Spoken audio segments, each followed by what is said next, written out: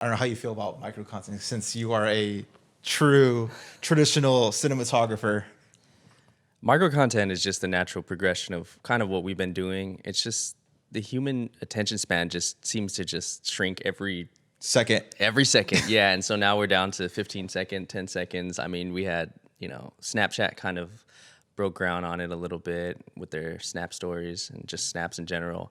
IG took to it. Twitter, express your thoughts in 100 something characters. There's just different platforms to share your ideas, to share your content, and it's always about who can do it the most effectively and just capture your attention. And if you can do it in 15 seconds, more power to you. More power to you for sure. Yeah. Awesome. Well, guys, welcome to the Modern Creative Podcast. Our guest today is Corey Auer. He is a director and cinematographer based out of LA. Corey, welcome to the pod, and thank you for taking the time out of your busy schedule to sit down with me. I appreciate it, man. Thanks. It's very humbling that you reached out to me and just really asked me to be a part of this. So I appreciate it a lot. Glad we made it happen. Absolutely. Well, Corey, if you want to give our audience, the people that may not know you, who you are, how did you get into the creative space? First time picking up a camera or editing, whatever. What do you got? Yeah, if I can condense it into 60-second elevator pitch, even though not most elevator rides last 60 seconds.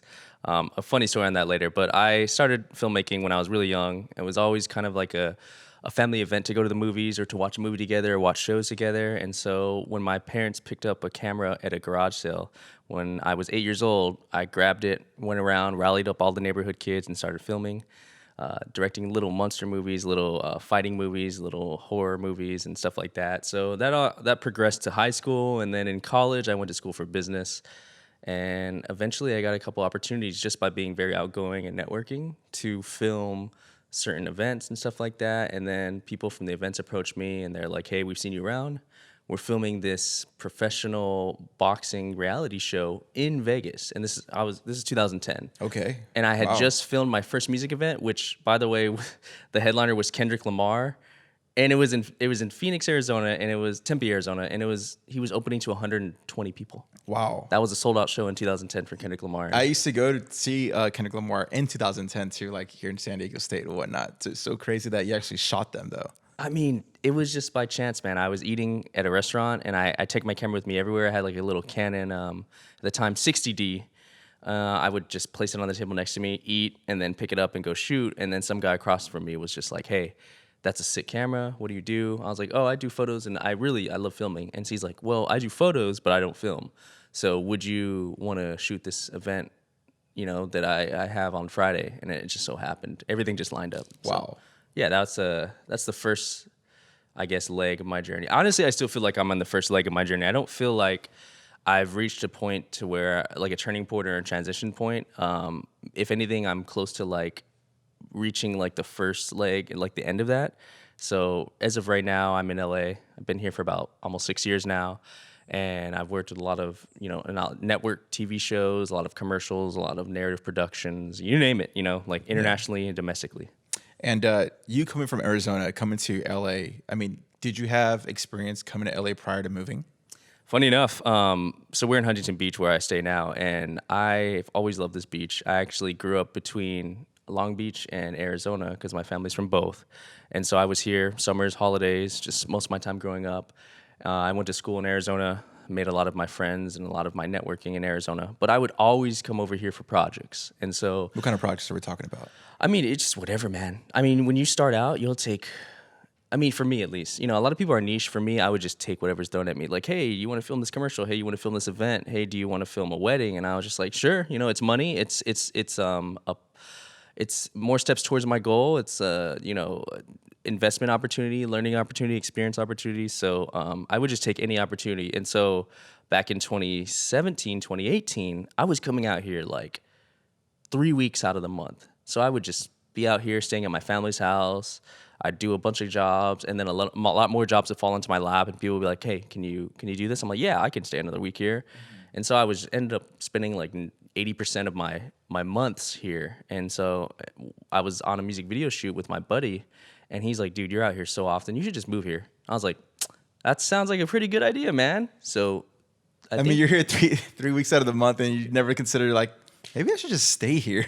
Right, because my whole family was in Arizona. My father, my mother, my immediate family was in Arizona, and just growing up there and just being comfortable. But the biggest changes and the biggest challenges are, you're faced with being uncomfortable, and you want to grow, but you don't want to like. I mean, for me, I love challenges. So I was like, when he said that, it was, I guess internally for me, it was just like, oh yeah, I could do that. I think in like a week or two, I was here. Yeah, so actually it's 2 weeks. I booked an Airbnb. I lined up a bunch of like apartment tours, walkthroughs and stuff, Sure. and houses and stuff, and I did all that. But I stayed at this Airbnb, and it was just like a really quaint one. And turns out it was attached to like a multi-million-dollar house on the beach in Huntington Beach. It was like a couple. Just like I refer to them as my aunt and uncle now. But they heard my story out, and they're like, "Hey, you're staying at this Airbnb so you can look at apartments and whatnot. We have a house that we could rent to you, and it's just about 15 minutes from here." So, I checked it out, and they made me dinner. We talked. I signed the contract, and within like 2 weeks of the moment, my buddy was like, "Hey, you should move to like California." I did it. Nice. Full send. Nice. I love that, man. How did you connect with like so many like people in the space when you got to LA? Well, I had a lot of pre-established connections. I've worked with people out here throughout the years. I'm from here, so like I would just. I keep forgetting you are technically from here since Yeah. I keep thinking Arizona for some reason. I mean, yeah, Arizona's mainly where I spent most of my time, but when it comes to work, man, you're kind of like, I'm unbound. I have connections everywhere. Well, I'm luckily to have people reach out to me, or I reach out to people, or I work with people. We make a good impression. We have a good relationship. And we touch base where it matters, and I come back into the LA space, and I'm just like, oh man, this is a whole beast. I got to like rework myself from the ground up. But I already had those relationships, and it kind of helped me transition over here. And then I just feel like I'm a really outspoken person, so I can definitely make an impression, hopefully a good one. And so far it seems that way, and I've gotten a lot of opportunities from that. So transitioning from Arizona to LA was just seamless. right. Seamless. How important is having those connections? It's everything, man. I mean, if you really want to go somewhere and you really want to have people to work with, rely on, open up a lot of opportunities and experiences, you need to have those connections, because if not, you're kind of just limited to what your own reach, right? I mean, if you think about it, a filmmaking is a team working sport. I mean, you can do things by yourself, but when you get to a certain level, you're gonna need some help, man. Right. You can only do so much by yourself, and then at a certain point, you're gonna have to realize, hey, like, the world's vast. This industry is huge. It's all about collaborating. It's all about experiencing work and learning from each other and helping each other. And so with that, I think it's just literally one of the top tier things. Yeah, because when I first met you through a mutual friend of ours, and you were pretty much setting up their lighting for that specific shoot. So I'm like, oh, he's a dedicated gaffer. But then once I connected via Instagram, like, no, he does cinematography, like traditional, like a variety of things, not just straight lighting and whatnot. So how well versed did you get to the multiple avenues of, is that basically just from like going to many shoots, being a PA, and just pretty much saying, hey, can you do this? Yeah, I don't know, but I'll probably figure it out kind of thing? Or were you always just a student of the game? Man, so I've never been a PA. It's like, it blows people's minds when they're like, dude, you've never been a PA? And it's not because I feel like That's kind of a stunt. Yeah, right? It's like, whoa, right? And it's not because I feel like I'm overqualified, or no one's ever asked me to be a PA. Okay. I've even once tried to help my friends. I'm like, dude, I can help PA for you. And then I get this look or this response of like, dude, like, and I've word for word, I can't remember which ones, but it's kind of like almost unanimous. They're like, you're too talented for that. Like, you have a skill set that's more important than PA. And I'm just like, well, PAs can do anything. They're there to help and support and learn. But the way I kind of accrued all these skills and learned how to do this is because, man, flashback, 2010, even further than that, like when I was 8, I had to figure out, I got to turn on my kitchen lights, or else we're going to be filming in the dark. I got to, shoot in this certain angle, or I got to set these things up. I have to like decorate a scene and make it look good. We had to do fake blood. We had to learn how to make fake blood. We got to do a lot of things. Back then when you're younger, you don't have this vast network. You just got like for me, the neighborhood kids. And I would just be like, yo, I'm gonna punch you and you're gonna like fall into this pile of like wood, and like it's just all this trust. I mean, one of the craziest things is when I was like in 2012, man, this is a crazy story, but basically one of my friend's car was getting repoed. And so they're like, all right, we can do whatever. If you want to use it for like a scene in this zombie film, let's go for it. I don't think that's the craziest thing. The craziest thing is they were sitting in the car and we had to fake a scene where a bullet comes through the window and shoots a zombie that's like banging on the window. And at the time, I was like, I'm going to take one of those master locks and literally, while you guys are sitting in the car, throw it through the window, and it's going to look like a bullet hole.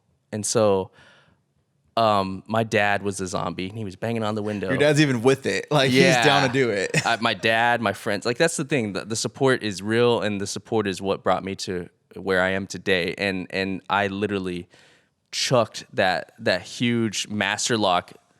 I don't know what that is. I chucked that huge master lock through a window.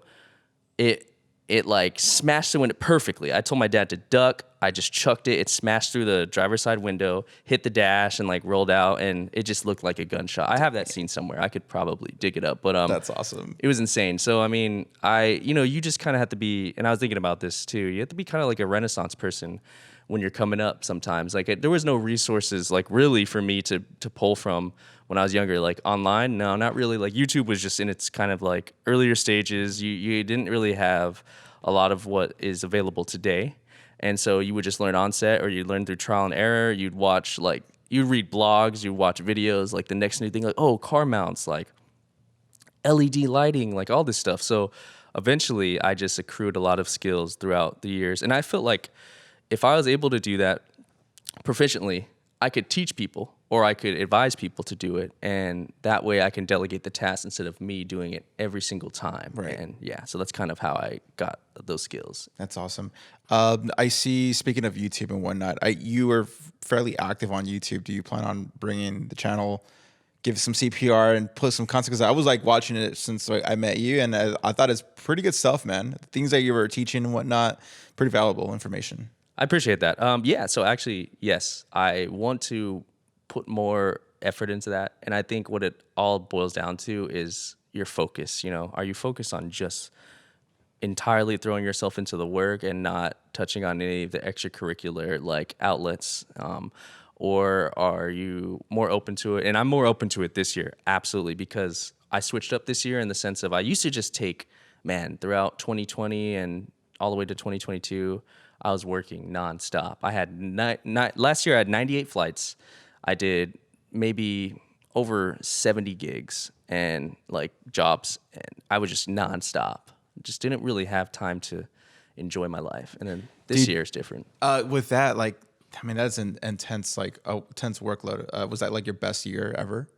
Yeah, last year. Financially speaking, at least. Yeah, financially speaking, absolutely last year. That's because I drove myself to the ground. But I also enjoyed the opportunities. Every opportunity I got last year, I'm grateful for. And the thing is, like, I sacrificed doing things that not entirely, but doing things that I wanted to do by just doing a lot of things to get money, get to the next level, do certain things, try certain things out. But it was just, I was just working. Was that taking like a toll mentally for you, or even experiencing burnout at one point just by nonstop travel? I mean, everyone thinks traveling sounds fun and all, but like going to the airport an hour or two prior and sitting there and maybe going through delays and going to a hotel. Yeah, the hotel is maybe nice, but it's not your own bed. The saying of there is no place like home. I feel like it's a real thing, and I'm pretty experienced with the traveling myself. And I always thought like, this could be pretty tasking and mentally draining. On top of the shoots that you have to do, probably. It's like, did you ever go through some sort of burnout? I actually didn't, dude. I know, right? It's kind of nuts, right? I just see you looking at me. I was like, I got a feeling he's gonna say, no. Nah, I loved it, dude. I did love it. I didn't go through a burnout. If anything, I I had like not only my best year financially, but networking and travel wise, I had a great time. I was just one gig I did. I filmed a comedy series. I was in 26 different cities. I got to travel to Canada as well. I got to travel all over America in like this $2 million tour bus, and I did flights and whatnot. But it was a great time. And then aside from that, I would do travels in between.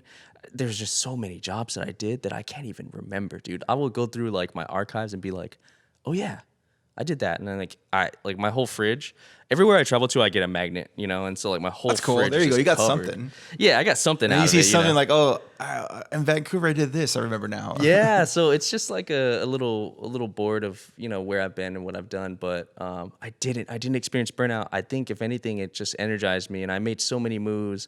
I think if anything, that burnout happened this year, and it wasn't even a burnout. It was more of like all right, let me dial it back. I can finally breathe. I set myself up really well, and now I can pick and choose like the higher tier jobs. Like this year, man, it's all about quality over quantity for sure. And No I've more been 80 flights this year. No, thank goodness. But I mean, the years. I mean, We're it's not halfway through over. at least, so you Yeah. never know what could happen. Yeah. So what's most important for me this year is doing things that are gonna set me up for a bigger future and a bigger like career path. And so I've probably cut the workload into a third, but it's like bigger jobs where I'm on set or I'm on a production for like a week plus. Like I did the Super Bowl this year, Sail GP in San Francisco. I did a bunch of other jobs where it's week-long productions, and then I chill for the rest of the month. Or I do small things here and there, but I don't do things just because the opportunity's thrown at me. I've actually turned down probably 80% of things this year because I knew that it wasn't aligned with where I wanted to go. And I was just like, I'm chilling because I really set myself up last year and, with the jobs I've done this year. Right. As far as the workload goes, do you strictly just do cinematography, or do you direct as well, or what is it? Your exact role? Oh, you know what? I was almost forgot to mention I did a Gatorade shoot too, and like I had like stuff with Gatorade and Nike and this year, and so essentially for those I was DP, but they also rented gear from me. I also helped. I mean, for a lot of productions, I mostly do cinematography, but nowadays I'm actually producing as well. So I assemble the crew, I work out all the logistics, I make sure everything is ready to go, and so I'm mostly my focus is in directing and cinematography. I end up finding myself producing because it seems that I'm so well at pulling all the sources together and just making everything work out. So eventually, I want to focus just strictly on cinematography and directing. Producing is cool and all, but That's a whole separate beast. I mean, you really are a Yeah. jack of all trades. I mean, there's a lot of things I can't do, and that's where you got to really rely on your network and your support, and you got to really delegate those tasks. But I mean, I found that throughout the years, not only having to learn to do these things and then to do them right and make the mistakes and learn to adapt and pivot from making those mistakes and applying the right way in the future, I've learned that you definitely have to make sure that you make those mistakes so you can understand that where you went wrong, and then you can just readjust. So What is one big mistake that you could think of right now that till today, like it just stays with you as far as like the lesson learned? kind of doing everything yourself, but also certainly trusting in people that haven't really proven that they're adequate for the job. I mean, you have to give a little. You have to take risks sometimes, calculated risks, and also sometimes things are out of your control. But my biggest thing is definitely just taking on too much, saying yes too much. I mean, a lot of people are just like, oh, you should just, go for it and kind of make those mistakes and then learn later. But at a certain point, you got to learn from your mistakes, and then you got to make the right decisions. But you're always in this constant battle of like, am I making the right decision, or is this? And like a lot of people get caught up in that and overthink it. And for me, I don't have the luxury of time always on my side. You're always racing against the clock most of the time. So my biggest mistake would be just doing it all and then trying to think you can do it all. And then that's just, that's like one that really stands out. I'm not sure. How about yourself? I feel like I'm going through that as what you just mentioned right now, where I am kind of doing everything. I'm still the one man band. I've tried finding editors, and on the way here, actually, I was couple of people have reached out to do some trial runs with me as far as like doing some of the editing, take the workload off of me. Because just thinking about it, I'm like, oh man, I have like 8 projects to edit, and if I could just strictly focus on just filming and landing the gig, then that would just at this moment it'll be pretty perfect for me. So that's something I'm trying to figure out is like the whole finding a legit strong editor that's well versed. Because again, I've done the whole invest in an editor and it just sucks. And it's probably because I didn't really coach them well or like explain my processes, and I just end up burning some cash right there. So that's where I'm at. I'm trying to delegate some work instead of doing everything by myself, because that takes a strong toll mentally for me at least. Yeah, that makes a lot of sense because essentially, back then, like I said, I had to do it by myself and the budget wasn't there, the support, the network wasn't there. And nowadays, everything is a lot more easier to come by. I've built that network. I get bigger budget projects and stuff like that. But I mean, like that saying goes, more money, more problems. Like you just got to figure out where you can be more efficient and what you can learn from and who you can learn from. A lot of people I've seen hire people on set that have, in their opinion, higher skill set than them, a higher threshold than them, or things that they can teach them. And so part of their hiring process is like, okay, this person's like substantially better than me at this task, or they can teach me something, or they're like super fit for the role. Like I'm gonna hire them on because of this. Like even though that they've worked with people consistently and have like this pre-established network, they're always still reaching out and trying to bring people on and trying to see if it works with the flow and all that stuff. So it's always like a learning experience for sure, like learning from your mistakes and, giving a little bit of trust, taking a little bit of risk. So, Right, yeah. right. I had seen that. I know you mentioned that you want to keep building and building for your next venture. What is it that you want to? Where do you see yourself in the next 5 years? Like, do you see yourself creating a feature film, or because I know you have some experience creating some short films?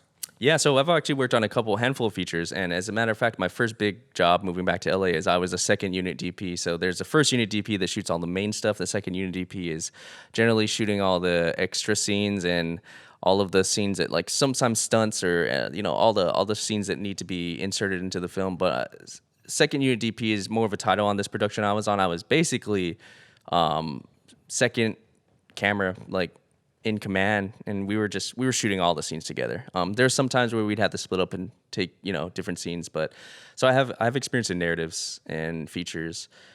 For the next 5 years, I know the biggest thing for me is I want to travel, I want to experience more, I want to do things on a different scale, but at my own pace too. But I know you're not always granted those luxuries, but I've worked some really good relationships and partnerships that give me the ability to do that. And so I'm working on that for at least the next couple years. If everything goes to plan, I do want to work on more commercials. I do want to work on more films for sure. Absolutely. If it's a narrative feature, absolutely. As long as it makes sense. And a lot of things are not making sense nowadays. There's a lot of confusion with the strikes, a lot of transitioning happening in the industry. So we're going to see. I mean, a lot of my friends who are in the industry, they're either striking right now or pivoting because a lot of their skill sets are being either replaced or devalued and whatnot. So there's a certain amount of uncertainty right now in the whole industry. But for me, I feel like I'm very agile and I adapt really well in any environment I'm in. So I've been asked recently by even my neighbors over here. They're like, "So what do you think about the whole state of the industry?" So what are your thoughts with the industry right now?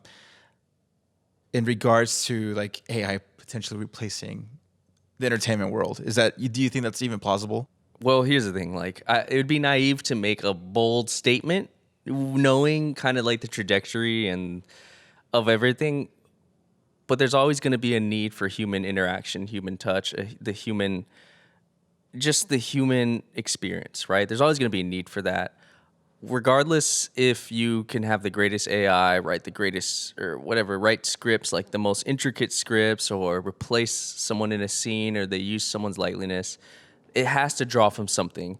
And you have to have that human experience, that human essence in anything you do creative wise. And if you lose that, it lacks soul. Like that's how I feel. Like you lack soul, you lack originality, you lack all this. I mean, you could do as much as you possibly could to kind of replace that, but I think the reason that the industry is in so much uncertainty is because effectiveness and kind of like efficiency right now.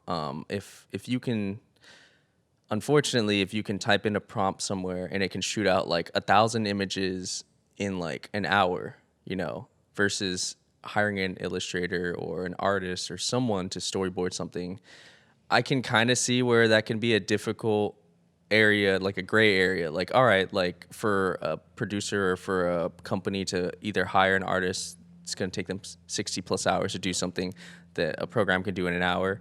But that's where it goes back to that whole human touch and the human essence and stuff like that. So do I feel like, that it can be replaced? Not in entirety, but there can be effective ways for alternatives.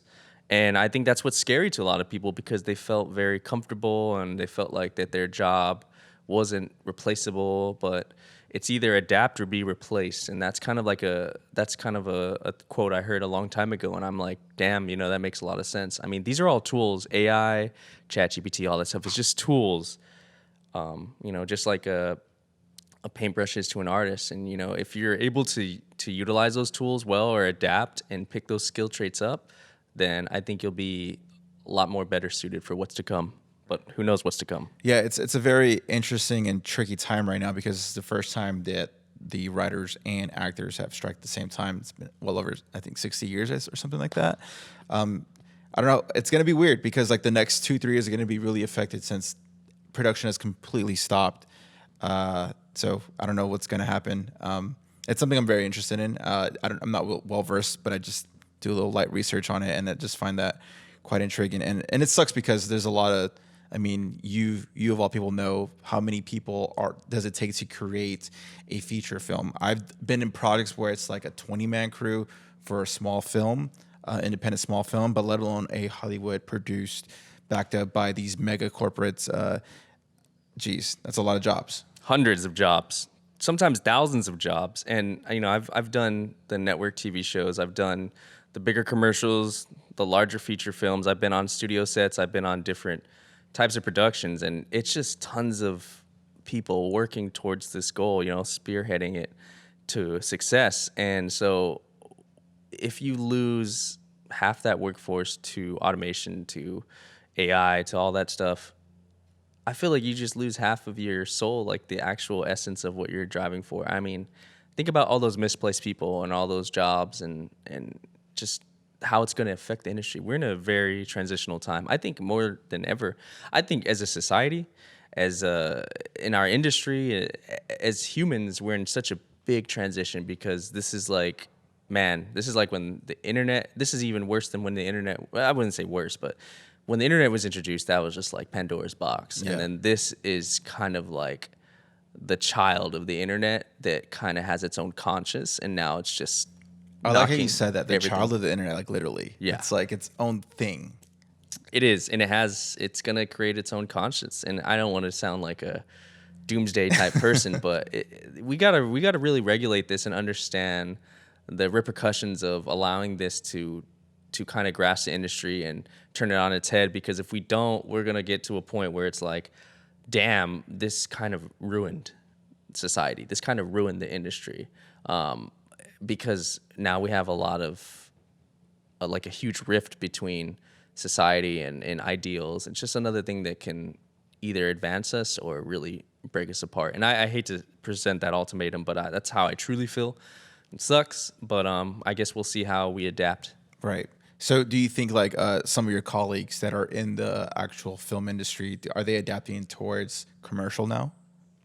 A lot of my colleagues are still doing what they do on a higher level, which I'm grateful for. I'm glad to see everyone having like great opportunities and growing. I'm starting to see them kind of really adopt these new styles of filmmaking or using things. I've seen a lot of people use ChatGPT to write, certain pitches and proposals and prompts and whatnot to companies or to clients. And I've seen people use AI to create, photos and that whole Photoshop generative AI thing. Like one of my buddies saw a video about that today.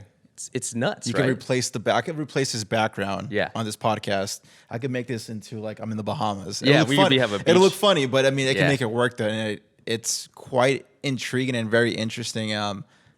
It's freaking nuts, dude. And it's just like the baby. It's not even like it's not. I feel like it still feels and looks very beta.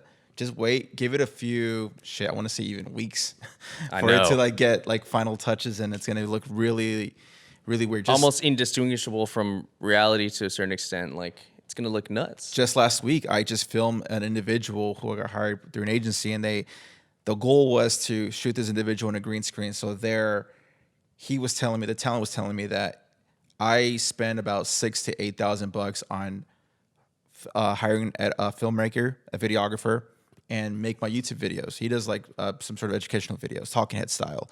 So like with this AI, I shot him speak a few, whatever prompt they had at that moment. So then they're gonna send that footage to the software that's gonna create him an avatar essentially, and then from there he'll be able to put in a script probably from ChatGPT.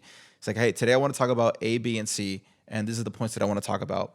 He turns in that script, and then all of a sudden he has a brand new YouTube video within seconds based off using the avatar. So it's quite scary. So it was interesting because once I give him the information, the media, and I asked a little bit more about what the shoot was, and he's like, yeah. So he told me, and I'm like, so wait a minute, I just helped you replace me. And we had an interesting, awkward laugh, but yeah, it's quite scary. Yeah, that's the thing, not just with our industry, that's with a lot of industries. Automation is really taking a hold of it, and people are not realizing that they're training others or they're training a system or something to replace them. And so that's the scary part about AI, is that it could really change your occupation entirely. You can be unemployed based off of if a company finds an AI more effective in doing your job or more cost effective or efficient.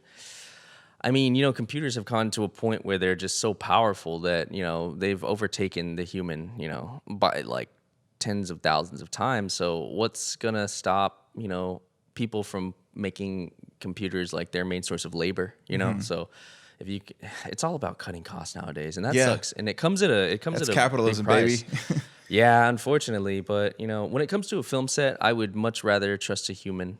I'd much rather trust someone that has experiences that aren't compiled through ones and zeros to get the job done, because through mistakes is where you learn your biggest lessons in life. And computers are trained not to make mistakes.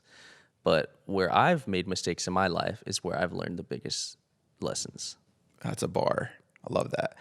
Speaking of computers being soulless, what are your thoughts on how social media is right now? I know we touched on this a little earlier, but like, with people trying to go viral and whatnot and using computers and AI to trying to get as much clout as possible, what are your thoughts on that? Right now, I mean, social media as it is it's just continually growing and kind of branching out. I mean, you got Twitter, then you got Threads, you got Snapchat stories, and you got IG stories, Facebook stories, all that stuff. It's like the clash of the YouTube titans. Shorts. Oh, YouTube Shorts, man. What is that? TikTok? I don't even use that. I feel like I'm too not. That's just not my scene or my I style. do like, you post on Instagram. You post like your BTS, and I geek out when I see gear and people behind the camera, and I love that you keep it.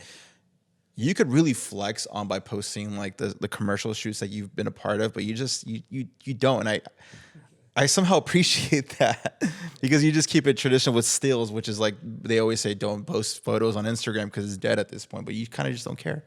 Yeah, I don't care, because if I were to conform to society standards, I would probably just be a 9-to-5er. If that was really what it was, is kind of following the trends and stuff, I would just do what everyone does. And I feel like it's not like I naturally go against the grain. That's just how I do things. And so I don't model myself after anyone. I don't follow anyone's blueprint. I don't have like a mentor or anyone feeding me advice or telling me these things. So thank you for telling me that. I mean, I just genuinely, and here's how I see it. Like, people are always engagement, follower count, interactions. Like, what is it? What are these impressions? What are all this stuff? And I'm just like, dude, I don't care. If I made some bomb noodles today, I'm gonna post it. If I grilled a burger or a steak, or I'm at the beach, I'm gonna post about it because that's my life. My life isn't one dimensional. It isn't just all about filmmaking. Like, I'm an actual person. I have hobbies outside of filmmaking and production and stuff like that. So if you're following along, you're gonna come along for the whole ride. You know, like sometimes I just play video games and I just talk about video games. But it's love that. 'cause I'm a person, man. Like every one of us. Like no one is like a superhuman. Maybe, you know, like I was saying, the Clash of the Titans of like Zuckerberg and Elon Musk. Maybe those guys are like lizard men or aliens. Who knows? Whatever. Super cyborgs. I don't know. But bottom line is, like, with social media, man, it's just another tool, right? So this people getting scared of AI were like maybe 10 years ago the people that were getting scared of social media. You can use it and leverage it as a tool to advance you, because social media is really heightened my career because a lot of people connected with me. I connected with a lot of people. I was able to showcase my work. I was able to get a lot of deals and stuff like that. I mean, based off of work alone, like last year, I got one of my biggest, like handful of my biggest jobs off of social media. People reached out to me in Instagram DM. They're like, hey, we'd like to hire you for this. Like, let's get a conversation started. I think it's easier for someone to get a conversation started on social media where they can kind of peer into your, you know, your spectrum of work, your showcase, and then kind of feel easier to reach out to you and have a casual like introduction rather than email, which kind of feels dry to a lot of people nowadays, which it's still professional. Yeah. I'm not It's on still LinkedIn. effective, but it's still Instagram effective. is so fast. It's so direct to. It's personable. Yeah, I love that. What's been your favorite kind of, or what's been your favorite brand to work with? Oh, dude. And you're allowed to name drop if you want. Oh man, yeah, you put me on the spot because All right, give me to make it easier. Give me top 5. that makes in it no even order. harder.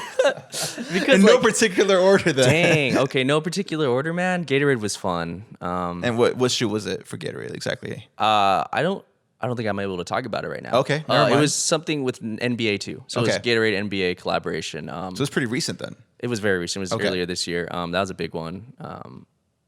And what was your role? I was DP on that. Okay. Yeah. So, and then I helped crew up and I helped with rentals. I mean, because So you're a producer as well. yeah, I mean, in a sense, yeah, I wasn't getting paid to produce, but it was my buddy who brought me on. He was the director. It was an agency in Oregon because Oregon has all the contracts for this agency in Oregon has contracts for like Nike, Gatorade. So they wanted to bring Makes me sense. on as a DP, and so I did that. Flew somewhere in the country and shot with the NBA and Gatorade, and it was awesome. NFL is fun. I mean, you said brands. I mean, NFL is like a monster. NBA is a monster. I mean, these are just like monster stuff. Like the Super Bowl thing was excellent. FanDuel, dude. So craziest thing last year, during I think November, I was at my buddy's place in New York, and he's big on football. We were working out at the gym, and then this FanDuel commercial comes up. I don't know if you've ever seen any FanDuel commercials. They're the most hilarious. It's a sports betting one. I'm familiar with FanDuel, but I don't remember any of their commercials though. Dude, man, their commercials are hilarious. So we were watching them, and dude, we were laughing. I was telling him, I was like, man, it would be so cool to work on these commercials. They look like so much fun. Sure enough, February, Super Bowl time in Arizona comes around. I get a call from an agency in New York, but I'm back here in California. They're like, hey, we'd like to have you out for, I think, 6-7 days in Arizona to work on the Super Bowl production with FanDuel. And I was like, bruh. Manifestation, baby. Manifestation. I mean, the stars just align. There's so many throughout the years, man. I have like 13 years of experience to kind of draw from. Well, so far you named 3 different shoots, 3 different brands. I mean, if we're not counting the NBA and NFL. Yeah, dude, it's tough. I have to really, and that's that's the craziest thing about working high volume, is sometimes you just forget. Like, I mean, maybe it's just me. I have to like look at it. I feel like that's like the old man in me sometimes. It's like I have to look at this list and be like, oh yeah, I remember that one time I shot this production or I worked on this production, and so as it stands, I'm not really nothing. I mean, I'm just grateful to be here, Right. to be doing what I love, to have the opportunity to travel, work with super awesome people. Zoom, not the online calling, but Zoom, like the audio recorders and Gotcha. Like the mission stuff. H6 That's and whatnot. really cool. Yeah. My buddy Richie, He got me on to shooting a lot of commercials for them, and it's fun because they really give us a lot of free reign and they trust us. And that's another thing. Wow, that's like rare. It's very rare for a company, and they're not a massive company, but they make super awesome stuff for like audio stuff for filmmakers, for musicians and stuff like that. So doing stuff like that, I've worked with man, that's just the thing. I've worked on It's starting to come to you now. yeah, I've worked on music tours with Nissan and was it Miller Lite, Nissan, and I would just go on tours, like music tours, and it was awesome. But I mean, just so many, man, and that's the great thing about having a very versatile and a colorful background. And after 13 years, is I've experienced these things,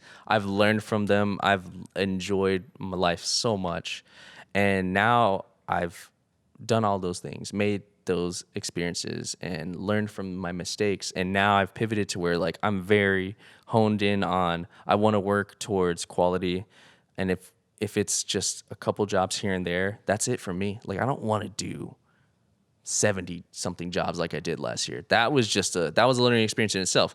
Can I handle this workload? Can I fly 98 almost 100 times a year? Can I travel to 26 cities in 31 days? The answer is yes. And did I burn out? No. Did I enjoy it? Yeah. Did I learn from it? Absolutely. So to answer your question, looking over those 13 years, a lot of the more recent stuff pops up because I've worked my way up to a certain level that I've enjoyed my jobs very much. Right. You with these kind of productions that you're doing, you've probably played with the top of the line cameras. I'm sure you could give me your best camera experience. So which camera was it that you love working with? Believe it or not, the camera that I've had the most fun working with is, out of all the cameras in the entire spectrum, are Blackmagic cameras. You personally own one, right? I have like 6. Yeah. So The I'm 6K, actually correct? Oh, I saw I the have Maui film that you. 6K, 12K, the 4.6K, the G2, So Blackmagic, G1. you're all on board. Man, I love them. And I loved what they did when they entered the industry, because they literally were just like, fuck you to like all the big manufacturers that would kind of put things at an unobtainable price point or kind of butcher Kind of like the gatekeeping experience. in a sense, Gatekeeping, yeah. Blackmagic's just like, fuck it. You want 6K, you want dual ISO, you want built-in NDs. You could have it for less than 3 racks. Yeah, exactly. Do you want to shoot you want to shoot RAW? Well, this company has a patent on RAW, but we'll create our own version of RAW. Oh, you want an editor? We'll create the baddest editor, like the best editing the software's NLE. for you once you buy the camera, Yes. which right now it costs what, I don't know, $395, something yeah. like that. Yeah. Oh, you want it? You can buy one of our entry level cameras and you'll get it. Yeah, and right now that's like all the rave right now. That's that specific software. DaVinci is literally the best NLE for a multitude of reasons. I won't even get into it, but everyone can very much attest to that. There's a lot of creators, a lot of big studios that are really turning over to DaVinci, really taking a liking to it. And that just goes to show that, you know, like, you don't have to be pretentious. You don't have to gatekeep. You don't have to make the barrier of entry like so high up. Like, you now have the tools to create from start to finish, like from production, from even pre-production all the way to post. And that I tell you what, like, the UI on the Blackmagic cameras are so sick. It's so smooth. It's quick. It's very friendly. It's very intuitive. Honestly, I just wish a lot of the other manufacturers would get with the picture. I mean, we've all used Sonys, Canons. Some of us have used Red and Aries, and you just get lost in the hierarchy of the menus. I mean, I've dealt with just like the older model Reds, and just with that, it's like, bro, it literally is a computer where it's like, you go so deep into the menu system where I need something a little bit more user friendly. And I mean, I've never really played with the Blackmagic at all, but I mean, I've heard nothing but great things as far as like shooting in RAW. I mean, that's amazing. Like, I've never even thought about touching RAW because file sizes, I could imagine. It's very intimidating, right? Yeah. To be honest, I've only shot in RAW probably like 20% of the time, because not all the productions and everything really call for it. So RAW is a little overrated then. Safe to say. I mean, if you go into it thinking that you absolutely need it, it gives you the most flexibility, and it really does offer a lot. But it's not necessary for a lot of people. And especially the beginning cinematographer, the beginning filmmaker, or even like the social media person, you don't really need that, in my opinion. Right. So I'm not gonna completely write it off. Like for me, at least, I use it in the highest of productions that really call for the most flexibility. But on my Maui trip, I actually did shoot in RAW. I'll put it that way. And I'm actually going back to Hawaii next month, and I'm actually taking my FX6s and my Sony cameras. I'm not gonna take the Blackmagic camera simply because I have a lot of. I'm an ambassador for a bunch of companies, and I've gotten a lot of products to test and to use, specifically with Sony cameras. So, and then it's just easier to just keep it all in one ecosystem. And Right. I had shot some stuff earlier this year with my FX6s, and I just want to continue on that pathway. But I taken the Blackmagic to Hawaii a couple times and traveled the world with the Blackmagic cameras. Love them. Best experience I've had with camera manufacturer and just cameras in general. I mean, I own it all though. I've owned a Red. I've owned Sonys. I've owned Canons. I've owned the Panasonics. I've owned. Dude, I don't even know at this point. Now you can shoot stuff with your iPhone. So. Right. And when you go traveling, do you what's your go-to lens? Oh, I have so many lenses. It's not you just take one. them all? Nah, I take a bunch of them, but I don't generally have like a go-to. I used to use the Sigma Art 18 to 35 like all the time. Okay. Yeah. I mean, this past trip, I went to Cabo. I just took the one lens, just the 28-75. Didn't want to pack. I wanted to pack super light. That's why. And that's the beauty of traveling is the more I travel and do travel filmmaking and do these projects, the more I learn that, hey, I don't have to take every camera body. I don't have to take every lens. I don't have to take all these crazy things. Like you start realizing, oh, I just have to take the essentials. And so I think a lot of people, it's the same thing with RAW, right? Like, oh, I need RAW this, I need this many frame rates, all this stuff. But you eventually learn that you only need certain things, and it's not like always going to be that. Yeah, just keep it simple, man. And some people just shoot on their phone and they make amazing stuff. Yeah. Crazy. Like I'm like, no way. Like this is awesome. It just makes you. It kind of makes you think like, huh. I have all this like fancy, expensive gear, but like what's in my pocket is sufficient enough majority of the times, And if you're good at, like I've heard this quote: "A master with a rock is better than a novice with a knife." In a fight, a master with a rock will just, they'll be able to utilize it in a way to protect or to do whatever. But I mean, so a master with a Blackmagic could be a novice with an Arri or a Panavision camera or anything like that. As we're wrapping up, if there is a young creative out there that's wants to get into the cinematography world, like traditional style, like how you're doing it, like give me top 3 tips. I know you have 13 years in the game, so I'm sure you got some gems right now. If I was to give the top 3 tips for a young creative cinematographer or anyone that's wanting to get into the industry, seriously, your networking and your communication, I feel like those two are hand in hand. Like the way you communicate with people, the way you network with people is going to really bring you more opportunities. It's going to open a lot of doors for you. It's going to have you learning a lot of things. Don't be afraid to invest in others, obviously in yourself, but in others, in experiences, in learning experiences. Invest in gear, but make wise choices in that. And I want to say the last thing is like try to not get discouraged so easily. I know it's easy to, especially with social media, to see a lot of things in your stimuli just to be faced with all this intimidation, like, oh, this person's this age and they made this much money, or this person's traveling here and there, they got that, or they've done this, and they're only this old, or they've only done it for this long. And the comparison trap is a bitch, dude. Dude, I mean, I don't do that. Like, I've never done that in my career. I mean, I feel like comparing yourself to others when they don't have the same background, the same journey, the same aspirations as you, even if they did, I feel like it is a trap. It's gonna really steal it's gonna take away from your experience, and it's gonna jar your mindset. So you really can't just sit there all day scrolling and looking at other people's lifestyles, looking at what they got. Like I just don't. And I know a lot of people say, hey, like, how do you judge if you're on the right path, or how do you know you're doing the right thing? And I'm like, you just got to make those mistakes, learn from your experiences, and kind of just step back a little bit and just be like, all right, yeah, this is the right thing for me, or I made the right decision here, I made the wrong decision here, and you just got to keep going. Just don't give up so easily. And I think honestly that if anything, I can move that don't giving up to like literally also in the first place category. I mean, they're all It's very cliche, but it's so true and on point, man. Just don't give up. don't, because I mean, it's easy for me, like, right. I knocked out like a handful of YouTube videos, and then I was like, yeah, I gotta go back to work. I gotta do this. But like, it's something drawn me back to that. And it's only because I want to document and share my experiences, because that's kind of like who I am and what I love doing. Someone like you, I feel like it would pop off because the way you travel so much and you're surrounded by like these dope brands, like it'd be really cool to see. Yeah. Thank you, man. I appreciate Easier said that. than done, though, of course. Easier said than done. Yeah. Like, it's that balance of like, do I want to pack all this gear, or do I just want to take my iPhone and shoot everything? Like, it's just that we're finding that balance. And so I'm working with this travel agency where I'm actually able to kind of do things. Honestly, I could shoot everything on the iPhone, but you know me, I'm a little bit more flashier than that. We're coming from a Black Magic guy right here. Come on. Yeah. That's used to shooting 6K or 12K.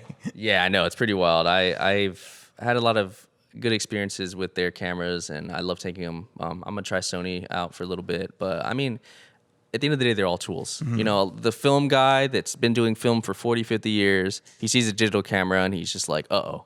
Or he's like, that's the next step. Let's try it out.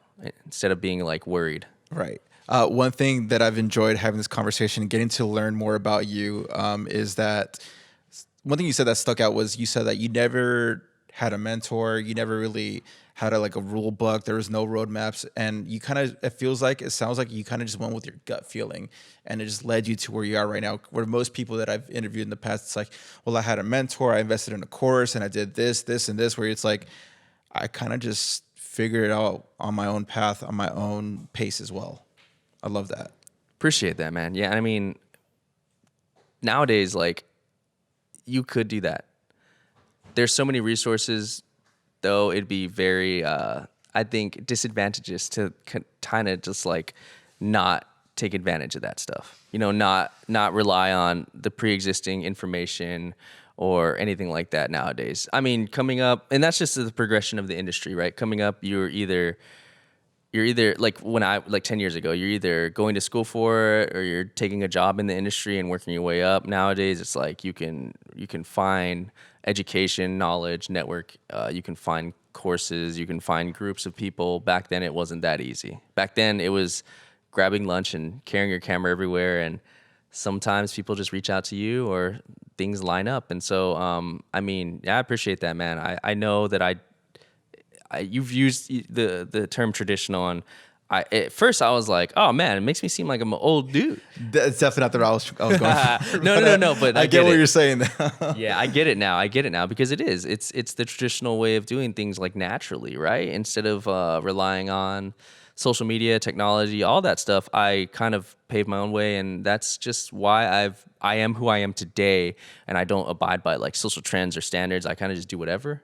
And fortunately it's worked out for me. And regardless, man, even if I somehow discontinued working in the industry somehow as of today or the next year, foreseeable future, I would still take with me all the personal skills, experiences, my personality, and all that with me wherever else. So I'm more than just filmmaking. And I think a lot of people should realize that, like, you can go full send into this, but don't lose like your urges to do other things, because that's what's gonna, when you feel like you're overwhelmed, falling back to doing things that you love outside of the realm, outside of the sphere of filmmaking, is what's gonna give you a renewed, like, boost of energy when you're ready to come back in. Mm-hmm.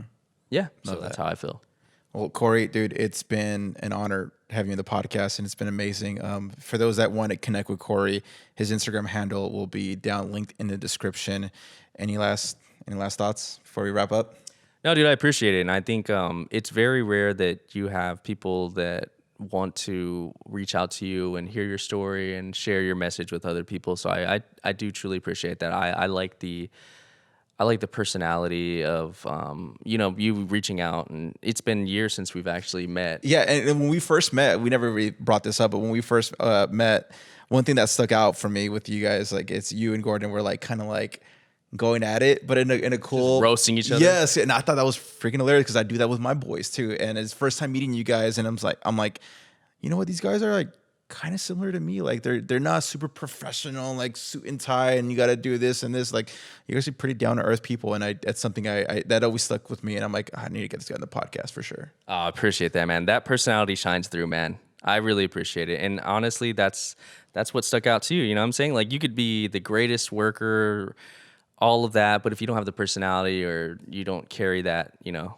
you have that carry you into like another opportunity or making those connections with people, it's just, you know, people will just see you as, oh, that's the lighting guy or that's the camera guy, not that's the funny or the relatable dude, you know, like, I don't know. That's just how I feel. I don't want to be just like, that's just the filmmaker dude. I agree with you because I've had people, because sometimes I'll ask some feedback from the people that are continually hiring me, like, yo, what is it that I do that, what makes you want to hire me? Is like, well, besides the work, is like your personality. Like you're just a easygoing person. You're very flexible. You're pretty punctual. You're on time. You're responsible, of course, with all that. But like you're also very just fun to be around and just hang out and shoot with. Like it doesn't make our 5-6 hour production feel like work. Right. Yeah, man. Just like this podcast, man, I feel like I just had just a regular conversation with, you know, a talented creative and someone that's relatable. So the time just flew by. Appreciate it. And that's the point.